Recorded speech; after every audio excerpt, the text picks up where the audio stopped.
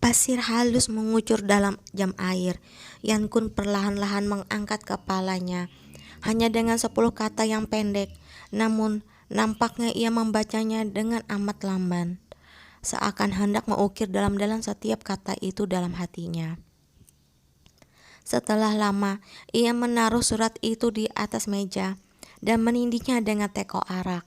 Setelah itu, ia mengambil sumpit perak dengan perlahan mulai makan. Yang mulia, dengan dahi berkerut Ajeng berkata, "Hidangan sudah dingin, hamba akan memanggil orang untuk menukar makanan Anda." Yan Kun tak berkata apa-apa, hanya mengayunkan tangannya memberi isyarat agar ia pergi. Dengan agak cemas Ajeng meneruskan, "Akhir-akhir ini tubuh yang mulia tak sehat," kata tabib. "Tak disarankan untuk makan makanan dingin." Namun Yan Kun tak mengangkat kepalanya. Ia makan tetap dengan sangat perlahan. Setiap suap dimakannya dengan amat serius. Para gadis penari yang berlutut di lantai bangkit. Mereka terhuyung-huyung hampir jatuh. Dan tetapi mereka masih bergantian mengambilkan hidangan yang jauh letaknya untuknya. Lelehan lilin menetes-netes bagai air darah yang berkelok-kelok. Gentak angin di luar berdenting merdu, sangat enak didengar. Dengan demikian ia duduk di sana dan makan dengan tenang. Tak nyana, ia memakan hidangan yang dibawa oleh gadis-gadis penari itu sampai habis. Cahaya lilin menyinari tubuhnya, menimbulkan bayangan yang amat panjang di lantai batu obsidian yang berkilauan.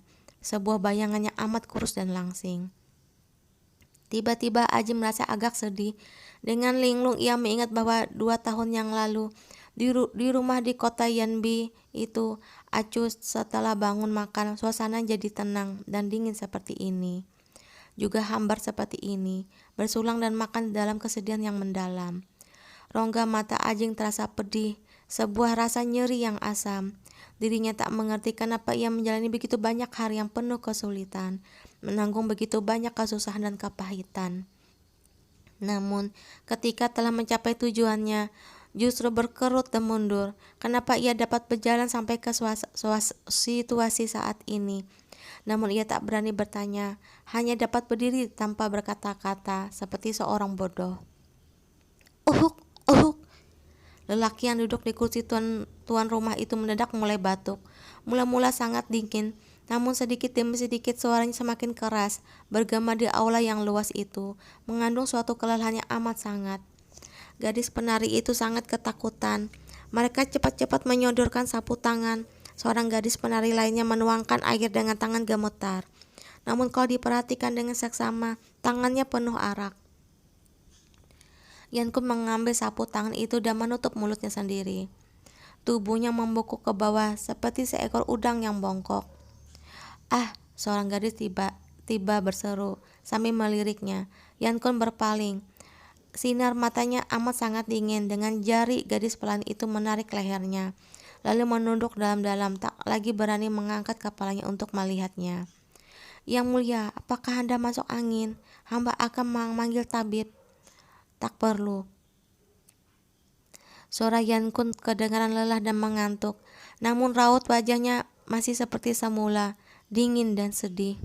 Ia tak mau banyak mengucapkan perkataan yang tak perlu. "Tuang arak." Dengan hambar ia memberi perintah. Seorang gadis penari lain yang duduknya agak jauh mengangkat kepalanya dengan tegang.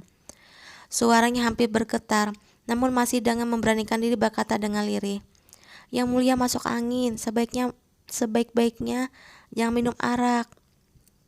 Yan Kun berpaling, memandangnya dengan sinar mata penuh renungan. Di dalamnya terkandung suatu hawa dingin.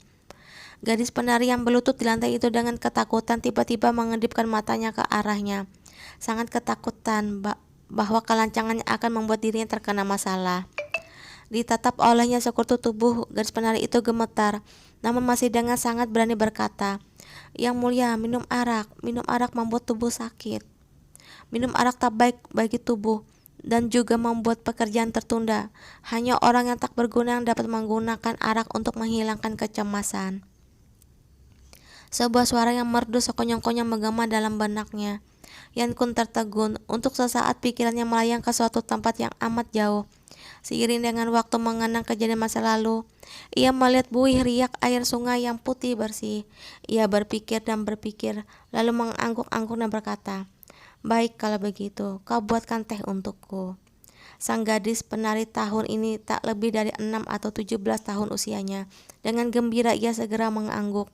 Pinggang yang kuning muda muncul di luar, bagai ikan kecil yang kulitnya halus berkilauan. Ia berbalik dan langsung berlari ke ruang teh. Aula ini kembali sunyi. Yan Kun berkata dengan hambar pada Ajing, "Kau juga pergi dulu." Ajing agak bimbang. Dengan pelan ia berkata, "Apa yang mulia benar-benar tak perlu tabib datang untuk meriksa yang mulia?" "Tak usah." Dengan tenang Yan Kun menggeleng-geleng air mukanya yang sangat tenang, seakan tak terjadi apa-apa. Mata Ajing diam-diam melirik surat yang ditaruh di atas meja itu.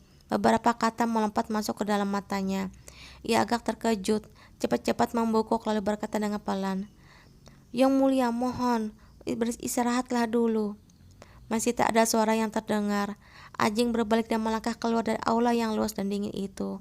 Tirai sutra tipis di kedua sisinya dengan perlahan berkibar-kibar. Di tiang aula yang hitam terukir burung-burung pembawa keberuntungan dalam 5 warna. Di atas punggung burung-burung itu duduk 2 orang wanita, yang seorang jubah melayang-layang, perut buncit, jelas sedang mengandung. Seorang wanita lainnya menggenggam kapak perang. Raut wajahnya garang. Mereka adalah 2 Dewi Yanbei. "Yang mulia, silakan minum sedikit teh." Di belakang tubuhnya mendadak terdengar suara seorang gadis. Suara itu sama-sama mengandung seduh sedan. "Hamba pantas mati karena telah membasahi surat. Hamba pantas mati." "Tak apa," sebuah suara yang berat berkata dengan tenang, "pergi dan buanglah." Tinggal di rumah lain, Yonyu di Qiang yang tak bisa diawasi, menderita kekalahan besar. Ajing memikirkan beberapa kata yang tak sengaja terbaca oleh itu. Hawa dingin berhembus dari Qiangyang yang jauh, berhembus ke dalam istana Soupang di Yanbei. Gerbang aula yang berat dibuka oleh pelayan dari dalam. Ia dengan perlahan melangkah keluar. Malam sunyi, senyap, dan dingin. Tahun ini rakyat Yanbei sudah kehilangan gairah untuk merayakan tahun baru.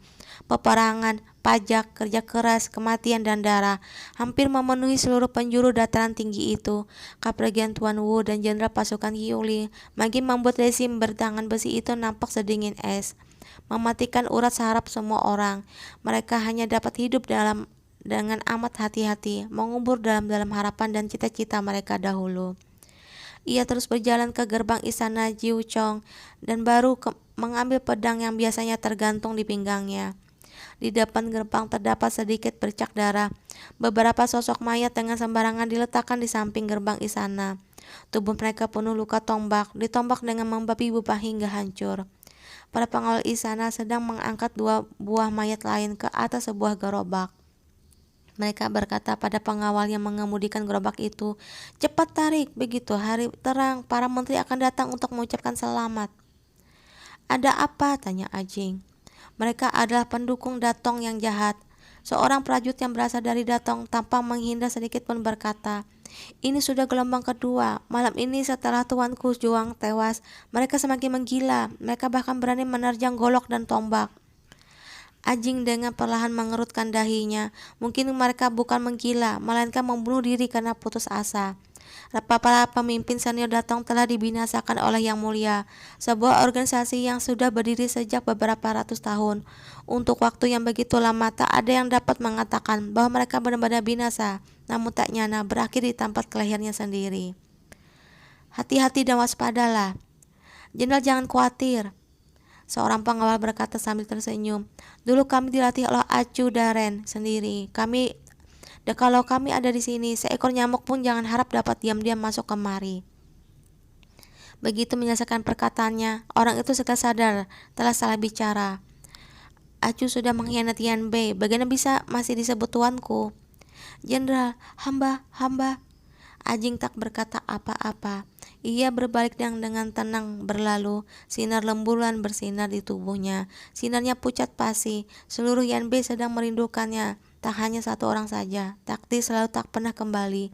Bagai anak panah yang telah meninggalkan busurnya, melesat keluar. Benar-benar tak ada tempat untuk berpaling. Anjing menggelengkan kepalanya. Mantel kulit musang yang berat tersampir di pundaknya, terasa hangat. Hongie terbangun oleh suara hujan di saat fajar. Di aula yang luas dan sepi itu, ia seorang diri duduk di atas dipan dengan bosan. Pakaian istana biru mudanya yang terbuat dari sutra agak lembab terkena keringat. Angin dingin bertiup masuk merayap naik dari puncak punggungnya. Di kulitnya muncul sebuah perasaan mati yang rasa yang sangat samar. Dengan lembut ia menggosok-gosokkannya, namun ternyata ujung-ujung jarinya semuanya sedingin es. Di sisi lain dipan itu, sehelai surat putih bersih diletakkan dengan menghadap ke atas. Surat itu sudah agak robek, nampaknya sudah sering dibelai oleh seseorang. Sinar matanya agak dingin, hujan rintik-rintik jatuh, gentak angin di jendela berenting merdu. Tirai tebal di aula itu dengan perlahan berayun-ayun bagi pinggang lembut seorang gadis penari. Suatu situasi berbahaya.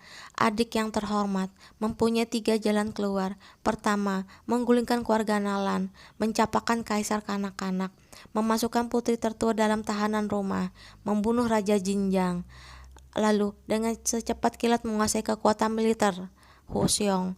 Kedua, melamar putri tertua, lalu dengan kedudukan sebagai seorang putri raja melawan Raja Jinjang, melepaskan provinsi-provinsi timur dan melindungi wilayah ibu kota. Ketiga, minta tolong pada Dakia, bersekutu dengan mengadakan pernikahan strategis, namun tak boleh sampai tercemar oleh keluarga kekaisaran Dakia. Agar marga pemangku negara tidak berubah, orang ini harus memegang kekuasaan militer. Usianya sepadan, dilahirkan di keluarga bangsawan Dakia. Latar belakangnya kuat, kedudukannya tinggi, dan disegani oleh kalangan istana Dakia. Setelah surat kawin diumumkan, Raja Jinjang tak akan dengan sembarangan berani mengirim pasukan ke kota Raja Song. Begitu banjir musim semi sudah lewat, Jiang Yong akan mengirim pasukan ke timur. Bahaya ini harus ditangkal. Tanpa membacanya dengan teliti di bawah sinar lentera, semua sudah dipahami dengan baik. Dengan tenang, Hong Ye bersandar di kepala ranjang, sepasang matanya bagai sumur kuno yang dalam. Sebenarnya hanya ada satu cara, yaitu membuat aliansi antara Yan Bei dan Huai Xiong dengan sebuah pernikahan strategis. Dengan demikian mereka akan dapat langsung menangkal bahaya pemberontakan Raja Jinjang dan juga menambah bobot peperangan di antara Yan Bei dan Dakia. Dari timur dan barat menjepit Dakia saling mendukung. Akan tetapi akhirnya dirinya masih tak bersedia, bahkan sama sekali tak memikirkannya. Memegang kekuasaan di usia sepadan, dilahirkan di keluarga bangsawan Dakia, latar belakangnya kuat dan disegani kalangan istana Dakia. Orang seperti ini ada berapa jumlahnya di kolong langit ini. Perlahan-lahan sudut bibir Hong Ye berterangkat, membentuk suara senyum acuh tak acuh. Kakak, akhirnya kau masih dapat melepaskannya. Dakia sedang berperang dengan Yembe. Di sebelah timur juga terjadi pemberontakan suku lain. Di dalam negeri berbagai pihak berebut kekuasaan. Keluarga kekaisaran jelas tak dapat berbuat sesuka hati mereka. Di antara Hwaseong dan Dakia sudah bertahun-tahun lamanya tak ada perang. Hubungan dengan Dakia lebih hangat daripada dengan Biantang. Selain itu, Hwaseong adalah sebuah negara yang kuat dalam bidang perdagangan. Pundi-pundi negara berlimpah ruah. Dakia tak akan melepaskan kesempatan emas untuk mengikat Huaisong ini. Akan tetapi, orang yang menggenggam kekuasaan atas bala tentara yang amat besar dan sekaligus memegang jabatan tinggi sebagai Menteri Perang Dakia, didukung oleh kekuatan keluarganya yang luar biasa. Raja tanpa mahkota yang dapat malang melintang di Qinghai, bagaimana bisa manipulasi orang dengan semudah membalik telapak tangan. Setelah 2 kali perang besar dengan Yan Bei, siapa di kolong langit ini yang tak mudah betapa tergagilanya Tuan Muda keempat Yuan pada jenderal pasukan Qiuli itu. Mungkin di mata orang biasa harus ada kontes di antara kekuasaan dan wanita cantik. Dengan demikian barulah dapat diketahui apa yang akan dipilih oleh Yuan Yu kalau menghadapi godaan semacam itu. Namun dirinya tahu pernikahan politis semacam ini tak akan berhasil, bukan karena dirinya memahami Yeonyu, melainkan karena dirinya terlalu memahami Yeon-kun. Kau bagaimana dapat duduk dan hanya melihat dengan tenang saingan cintamu dengan bantuan Hwaesong menjadi pangeran wali Raja Hwaesong?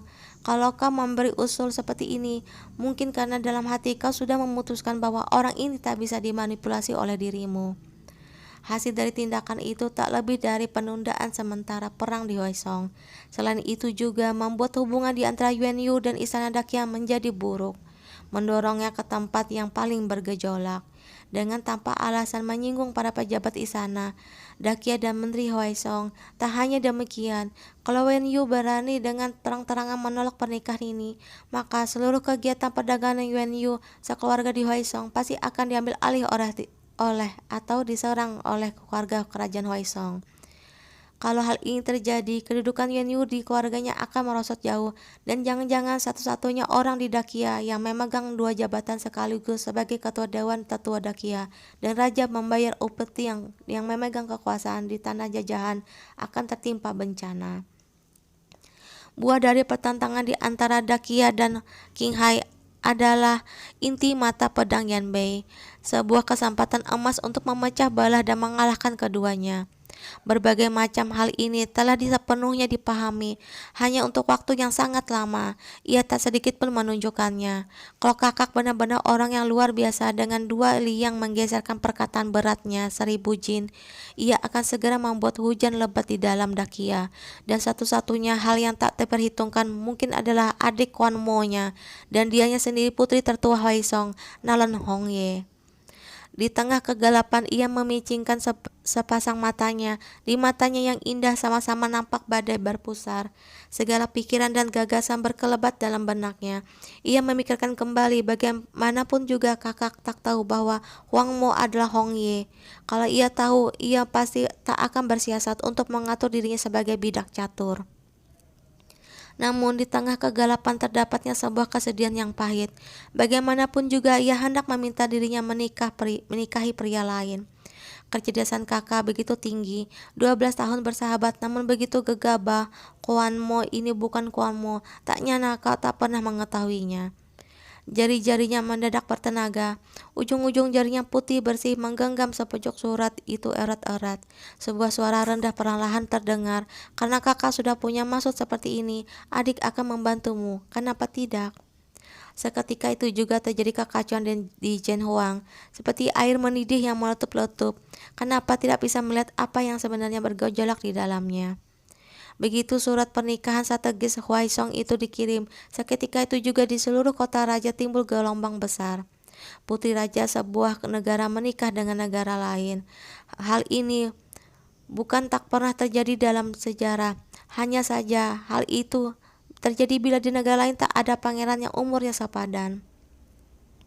Akan tetapi sekarang pangeran-pangeran Dakya yang belum menikah dan umurnya sepadan sangat banyak. Choe, Joyang, berdua muda usia, berbakat dan tampan. Terutama Joyang, kedudukan sangat kokoh dan berkuasa. Sebenarnya ia adalah orang nomor 1 di Dakya. Dan Hwaesong sekarang sudah tak sama seperti dahulu. Nalan King masih kekanak-kanakan. Nalan Hongye sudah bertahun-tahun memegang kekuasaan. Ia disebut putri raja, namun sebenarnya adalah Ratu Hwaesong. Tujuan pernikahan strategis ini bukan hanya untuk mendapatkan satu ratu. Ia pun sangat mungkin menjadi pangeran wali negara. Dalam situasi seperti ini, Hwaesong tak perlu menarik negara lain untuk menaruh pasukan mereka di sana. Apa boleh buat, di dalam negeri Hwaesong telah menimbul kekacauan, pemerintah tak stabil, sangat memerlukan kekuatan militer dari luar untuk menghentikannya. Kalau begitu semuanya nampak masuk akal. Akan tetapi, setelah duta besar Hwaesong di istana Dakya menyebut nama Yeonyu, seluruh istana terguncang. 2 tahun sebelumnya, ketika kabar kematian Yeonyu dikirim pulang, pasukan Dakya mengalami kekalahan telak di gerbang Yanming. Reputasinya pun terjun ke dalam jurang. Tak nyana, 2 tahun kemudian orang ini tiba-tiba muncul di Qinghai. Lalu dengan membawa bala tentara yang mengagumkan kembali ke negara asalnya. Dalam satu lompatan, ia menjadi orang paling berkuasa di antara seluruh pejabat sipil dan militer di istana. Hyoyang pun cukup menyeganinya. Kali ini Putri Hwaisong datang ke pintu atas inisiatif sendiri. Kalau Yan Yu menjadi suami Putri Hwaisong, kekuatan keluarga Yuan Yuen pasti akan menjadi jauh lebih besar. Tangannya akan menggenggam rumah keluarga di tanah kelahirannya, kekuatan militer Qinghai dan pundi-pundi negara. Sedangkan di luar negeri akan mempunyai Hwaisong sebagai kekuatan pembantu. Tak ada orang yang meragukan bahwa keluarga Yuan akan menjadi seperti keluarga Muhe dan Yuan Yu akan menjadi menteri paling berkuasa di Dakia. Akan tetapi, walaupun pernikahan ini membawa hasil yang begitu mengerikan, keluarga Kekaisaran Zhou tak bisa menolak kentang panas ini. Jangankan membicarakan situasi ekonomi dalam negeri dan peperangan di barat daya. Dari beberapa ekspedisi militer ke utara sebelumnya, nampak jelas bahwa di antara Hwaisong, Yanbei, dan Biantang terdapat potensi untuk berserikat. Sekarang acu dari pasukan Qiuli sudah meninggalkan Yanbei. Hubungan baik dengan Biantang sudah lenyap. Kalau begitu, bagaimana dengan Hwaisong? Kalau Dakia kembali berperang dengan Yanbei, bagaimana Hwaisong harus bersikap? Dan kalau putri tetua Hwaisong menikah dengan Yuan Yu, apakah situasi semacam ini dapat dibalikan? Walaupun sudah tahu bahwa di depan adalah papan catur yang tak dapat dilihat dengan jelas, Dakia mau tak mau harus maju ke depan. Bagaimanapun juga semua hal yang dikhawatirkan di medan perang barat daya bukan masalah. Sebulan lebih lagi, salju akan mencair dan pasukan Yanbei akan kembali menyerang. Siang hari itu, titah kaisar, surat rahasia dari keluarga dan laporan intelijen pribadi untuk Yuan Yu dibawa oleh ketiga orang kurir yang dengan susul menyusul meninggalkan Yan Huang, lalu bersama-sama menuju ke pegunungan Wanshui. Zhou yang sedang duduk di aula utama sambil minum teh. Sinar matahari bersinar masuk ke dalam di luar menyinari wajah yang muda dan tampan. Ia kelihatan heroik dan kuat. Pangeran ke-16 Chongqiang duduk di sampingnya. Ia sedang dengan amat bosan bermain dengan seekor burung beo. Burung itu melompat-lompat naik turun, seringkali mematuk biji padi di telapak tangan Chongqiang. Namun ia sama sekali tak patuh dan cerewet, hingga membuat Chongqiang kesadaran pendapatmu tentang masalah ini. Zhou Yang mendadak membuka mulut dan bertanya. Zhou Yang tak berpaling. Aula itu hangat. Di lantai terhampar mantel biru dan permadani. Dupa kelas 1 dibakar di tempat dupa dengan kemas-malasan. Pangeran ke-16 bertanya, masalah itu? Masalah pernikahan strategis Putri Hwaisong.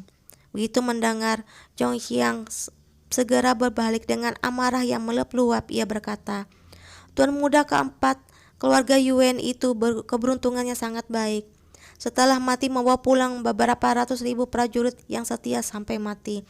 Dan sekarang juga sangat beruntung dalam masalah asmara, benar-benar menyebalkan. Namun wajah Hyoyang sama sekali tak nampak marah. Dengan tenang ia berkata, apa hanya karena nasib baik? Zhou Yang tak memahami maksud perkataan kakaknya. Dengan suara rendah ia berkata, menurut kebiasaan yang berlaku, kalau Putri Hwaisong ingin mengadakan pernikahan strategis, seharusnya ia memilih kau kakak ke-14 atau kakak ke-7. Bagaimana bisa memilih Yuan Yu? Kabarnya semua orang di Qinghai memanggil Raja Qinghai. Menurut pendapatku, tak lama lagi ia akan menjadi pangeran wali Raja Hwaisong, dan Kaisar Hwaisong di masa depan akan bermarga Yuan. Kakak ke-14, menurutmu, apakah dengan demikian Dakia kita terhitung sudah dicaplok dan dipersatukan dengan Hwaisong? Hyoyang mendengus. Ia berkata, cara mempersatukan negara seperti ini cukup menyebalkan. Jangan-jangan Kaisar Hwaisong bermarga Yuan yang akan datang lebih memusingkan dari Kaisar Hwaisong bermarga Nalan. Hyoyang berpikir sejenak. Ia berkata, tapi kulihat Yan Yu itu walaupun eksentrik, tapi tak terhitung jahat, melainkan setia pada kaisar dan negara. Setia pada kaisar dan negara? Hyoyang melirik Chongqiang, lalu berkata dengan suara berat, apa pendapatmu tentang dia? Aku pernah belajar bersamanya di aula Sangwu beberapa waktu lalu. Orang ini cerdas, tegas dan ulet, tak seperti anak cucu keluarga kaya. Selain itu, ia sangat memahami orang lain. Menurutku, ia berbakat menjadi seorang raja. berbakat menjadi seorang raja. Joyang menggeleng. Apakah ia semacam orang yang bisa dipaksa menerima suatu kedudukan oleh orang lain? Walaupun ia setia pada kaisar dan negara, kaisar yang mendapatkan kesetiaannya bukan kaisar seperti kau dan aku ini. Wajah Chao Chiang nampak kebingungan. Dengan bimbang ia memandang Joyang.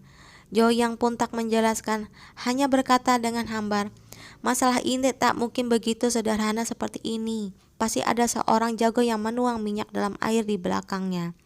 Tapi ia tiba-tiba tertawa dingin. Semua orang menganggap bahwa ini adalah pai dingin yang jatuh dari langit. Tapi Yuan Wei belum tentu menganggapnya demikian. Akhirnya ada seorang yang berani mengupas sisiknya. Aku sebenarnya melihat bagaimana Raja King Hai ini bereaksi terhadap hal ini. Angin bertiup mengangkat ujung-ujung daun kiambung. Mungkin badai akan segera tiba. Hari seakan datang bagai seorang pencuri. Saat tak ada orang, Acu sering termenung dengan diam. Dia memandang sang mentari terbit di timur dan terbenam di barat. Malam pun berulang kali tiba, tahun baru datang, tahun baru pun berlalu. Waktu melalui sela-sela jari, diam-diam berlalu. Bahkan dapat terlihat menembus pembuluh darah, bagai air yang jernih. Gairah yang muncul di awal mula sedikit demi sedikit menyusut. Kehidupan kembali berputar. Ia memandangi angkasa. Burung berbondong-bondong terbang ke utara, mengepakkan sayap di langit dataran tinggi. Berkelok-kelok meninggalkan jejak putih atau hitam. Ia berpikir mereka mungkin sedang pulang ke rumah. Ia berjalan masuk ke rumah lain. Yuan Yu di Kiayang. Tak ada alasan atau pembenaran apapun. Yuan Yu hanya bertanya padanya, apakah kau bersedia melewatkan tahun baru denganku? Dirinya memikirkannya lalu mengiyakan. Ini benar-benar sebuah tahun baru yang sederhana. Tak ada tari dan nyanyi penuh kemewahan istana. Tak ada nada-nada merdu para artis. Tak ada makanan lezat yang indah dipandang. Namun ada suatu kedamaian yang sulit diperoleh. Sebagian hatinya benar-benar tenang. Beberapa hari ini ia dan Yuan Yu pergi ke banyak tempat. Pergi ke lorong-lorong kecil yang sepi dan terpencil. Pergi ke kuil air yang kuno dan reot. Makan makanan kecil di pinggir jalan. Bersama masuk ke pekan raya kuil yang penuh sesak. Dan bersama menyulut petasan yang amat panjang dan malam tahun baru. Suara gemuruh petasan itu berkumandang, persis seperti pada malam 2 tahun yang lalu itu. Dirinya berdiri tengah orang-orang yang lalu lalang di jalan. Pandangan matanya penuh sinar lentera, asap dan api. Sebuah kebahagiaan yang sudah amat lama tak dirasakannya. Diam-diam menyelimutinya. Sinar lentera di sekelilingnya meredup. Dirinya berdiri di depan Yuan Yu. Ia sedang menahan gelombang manusia yang mendesak dirinya, terkadang-kadang berpaling, mengomelinya sambil mengernyutkan kening seperti seorang anak yang sulit wataknya. Kembang api mekar di langit di atas. Ubun-ubunnya bagai bunga-bunga yang indah bercahaya, menyinari wajahnya yang sangat cantik. Benar, sangat cantik. Acu tak dapat memikirkan kata sifat yang dapat menggambarkan semua yang dilihatnya. Ia seakan tiba-tiba ditiup angin dari medan perang ke sebuah dunia yang semarak berwarna-warni. Ia melihat sinar mentari yang hangat, air danau yang hangat, kerumunan orang yang riang gembira. Dan Yuan Yu yang meninggalkan segala perjuangan dan sikap selalu waspadanya.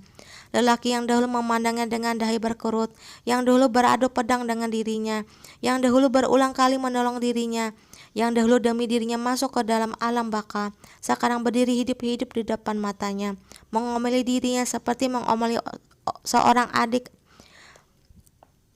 udik sambil mengernyutkan dahinya. Dirinya tiba-tiba merasa bahwa ia telah mencuri waktu dari langit. Setiap detik begitu berharga. Seluruh dunia penuh lentera dan kembang api. Namun matanya hanya berpusat pada satu orang saja.